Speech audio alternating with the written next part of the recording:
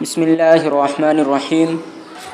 محترم سامعین کرام، آپ کو معلوم ہے کہ نماز کے شرائط میں سے ایک شرط یہ ہے کہ نمازی کا سطر چھپا ہوا ہو، جن کو ہم یہ کہتے ہیں کہ نماز کے جو باہر کے 7 فرائض ہے، اس میں سے ایک فرض یہ بھی ہے کہ نماز پڑھنے والے کا سطر چھپا ہوا ہو۔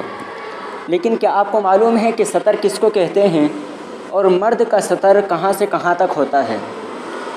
تو دیکھیے، مرد کا سطر ناف سے نیچے سے لے کر گھٹنے کے نیچے تک ہے، جیسا کہ شرح وقایہ صفحہ نمبر 137 پر موجود ہے۔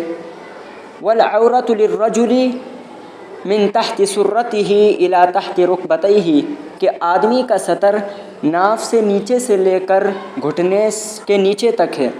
تو اس سے معلوم ہوا کہ آدمی کی جو ناف ہے وہ سطر کے اندر شامل نہیں ہے، سطر کے اندر داخل نہیں ہے، لیکن آدمی کا جو گھٹنا ہے وہ سطر کے اندر داخل ہے، اس لیے آدمی کے گھٹنے کا چھپا ہوا ہونا بھی ضروری ہے۔